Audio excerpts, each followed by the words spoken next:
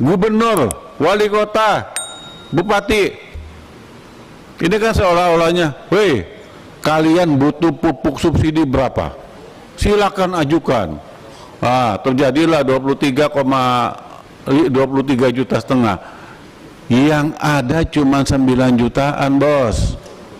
Ini kan jadi orang berharap, orang meminta, berharap mendapatkan. Tetapi kalau ada pembatasan kan beda lagi.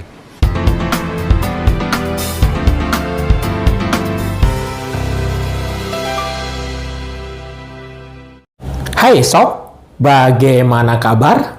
Kalau sudah berbicara tentang pupuk bersubsidi, kartu tani dan ERDKK, maka yang muncul selalu adalah kerumitan, keruwetan, saling menyalahkan, dan permainan mafioso pupuk. Ngeri juga sih sob. Sudah tahu kalau anggaran pupuk bersubsidi kurang dari cukup, tapi pemerintah ya nggak kapok-kapok untuk tidak mensosialisasikan dengan terang benderang kepada petani agar tidak ada dusta di antara kita semua. Belum lagi terbuka celah banyak mafia yang bermain di pusaran pupuk ini. Salah satu contohnya, Abang menerima curhatan petani yang nggak dapat pupuk bersubsidi. Dia menceritakan ke Abang kalau tadinya dari tahun 2017 hingga 2021 dia selalu mendapatkan pupuk bersubsidi. Namun tiba-tiba sekonyong-konyong pada tahun 2022 dalam pengisian ERDKK namanya hilang lenyap tak berbekas. Aneh nggak sih kondisi seperti ini sob? Komisi 4 DPR RI tentu juga mendengar hal itu, apalagi jika mereka sedang melakukan kunjungan ke dapil masing-masing, di mana banyak petani mengeluhkan hal-hal kacau tentang pupuk bersubsidi. Atas dasar itu, Komisi 4 membentuk panja pupuk bersubsidi dan kartu tani untuk membedah kerumitan dan memberikan rekomendasi serta solusi atas permasalahan tersebut pada pemerintah, dalam hal ini Kementerian Pertanian dan Pupuk Indonesia. Saksikan video rapat dengan pendapat Komisi 4 DPR RI dengan Kementerian Pertanian dan Pupuk Indonesia, di mana panja pupuk bersubsidi Komisi 4 memberikan rekomendasi terkait pupuk bersubsidi, kartu tani, dan ERDKK yang diharapkan dijalankan pemerintah dalam mengurai kerumitan yang rumit, ruwet, dan sebagainya tentang pupuk bersubsidi ini. Saya minta kepada Pak Budi untuk menyampaikan perihal hasil panja pupuk.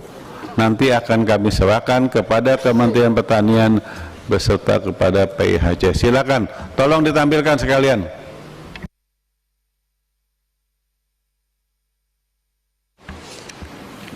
Baik, terima kasih Pak Ketua, para pimpinan dan anggota Komisi 4 yang saya hormati, Pak Menteri dan jajaran Eselon 1 Kementerian Pertanian, Dirut PIHC dan jajarannya. Izinkan saya selaku Ketua Panja Komisi 4 DPR RI mengenai pupuk bersubsidi dan kartu tani membacakan beberapa rekomendasi Panja Komisi 4 DPR RI yang telah disetujui dan diterima oleh Komisi 4 DPR RI beberapa waktu yang lalu.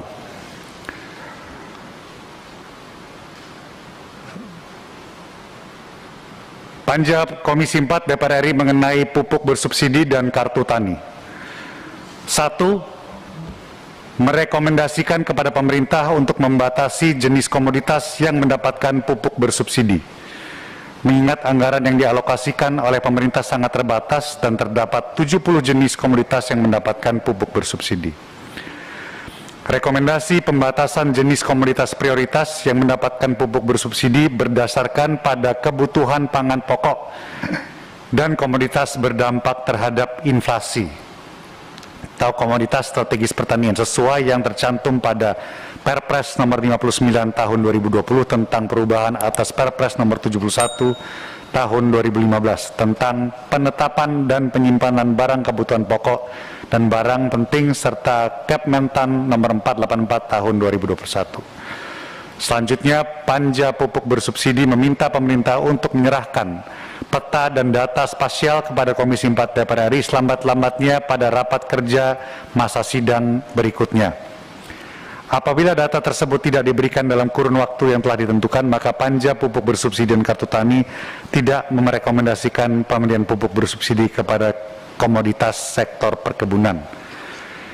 Di samping itu, tim Panja merekomendasikan agar alokasi pupuk bersubsidi bagi perikanan budidaya tahun 2022 dialihkan ke komoditas prioritas pertanian yang sudah ditentukan oleh pemerintah.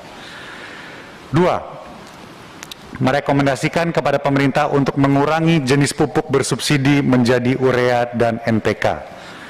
Rekomendasi yang diberikan disesuaikan berdasarkan kepada usulan dan kajian dari pemerintah bahwa pupuk urea dan NPK sangat penting bagi peningkatan produksi tanaman dan memperkuat tumbuhnya akar sehingga mudah menyerap zat hara di tanah.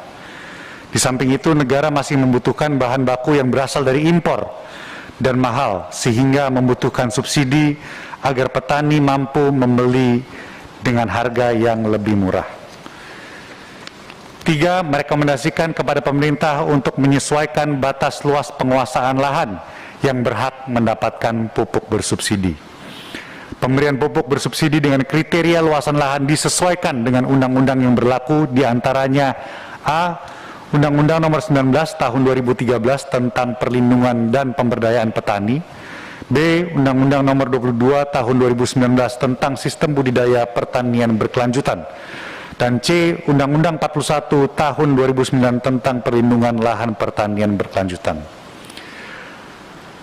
Nomor 4, merekomendasikan kepada pemerintah untuk memperbaiki tata kelola dan pengawasan pupuk bersubsidi. Di antaranya, A. Membuka kesempatan seluas-luasnya kepada BUMDes, koperasi, dan atau Gapoktan sebagai kios penyalur pupuk. Selanjutnya, Panja merekomendasikan kepada PT Pupuk Indonesia untuk membuka 1.000 sampai 1.500 kios baru di seluruh Indonesia setiap tahunnya dan tetap berpedoman kepada aturan yang berlaku. B. Mendorong produsen untuk membuka gudang lini 3 pada sentra-sentra produsen pertanian, dan C. Dalam upaya meningkatkan pelayanan kartu tani, maka PIHC dan Himbara memperbaiki infrastruktur kartu tani dan memberikan sosialisasi terkait dengan tata cara penggunaan kartu tani kepada petani. Rekomendasi kelima, merekomendasikan kepada pemerintah bahwa penetapan alokasi pupuk bersubsidi per provinsi dan kabupaten ditetapkan oleh pemerintah CQ Kementerian Pertanian secara proporsional berdasarkan luasan areal tanam dari komoditas yang mendapatkan alokasi subsidi mengacu pada data spasial. 6.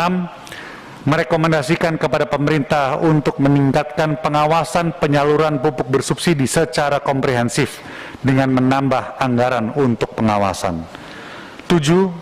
Merekomendasikan kepada pemerintah untuk meningkatkan pendampingan, pelatihan, dan sosialisasi penggunaan pupuk kepada petani, mengingat sejauh ini kurangnya kehadiran pemerintah dalam pendampingan penggunaan pupuk bersubsidi sesuai dengan dosis yang dianjurkan.